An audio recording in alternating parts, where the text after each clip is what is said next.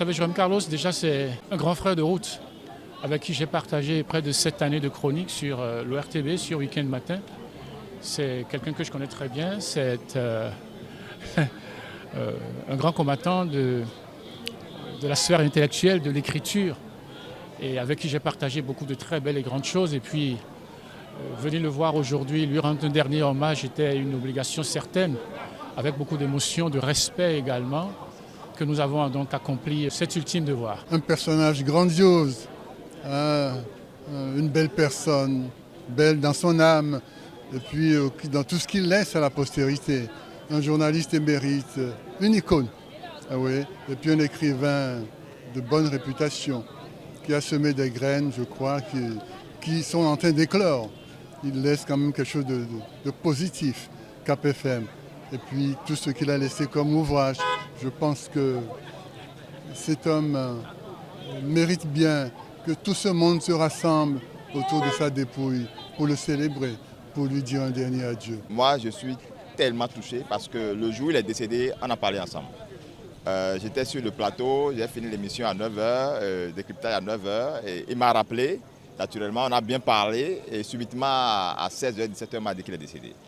Je faisais partie des dernières personnes avec qui il a discuté en tant qu'invité du plateau.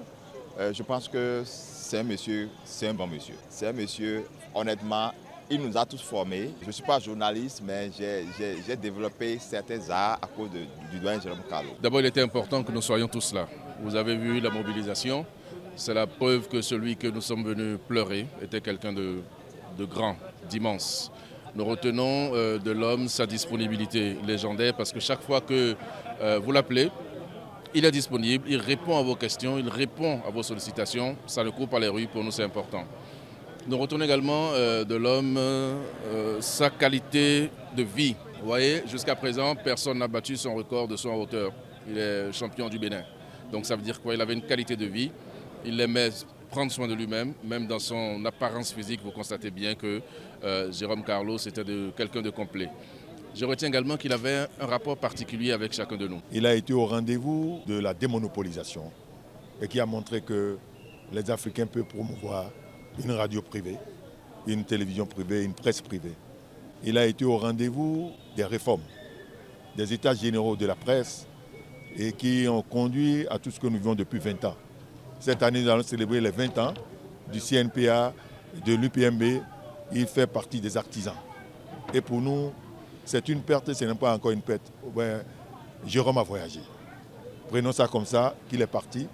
Mais nous devons garder en mémoire la pensée positive qu'il a essayé d'inculquer à la presse béninoise surtout. Pour dire que la presse africaine doit être au rendez-vous des grandes actions du monde. Et on ne doit pas être complexé, on doit être présent. Et il revient à l'ensemble des professionnels des médias de savoir retourner sur ces chroniques, de réapprendre et de prendre confiance que les médias africains doivent être à la base de la narrative africaine. Et c'est ça la pensée positive au niveau de la presse. Paix à son âme.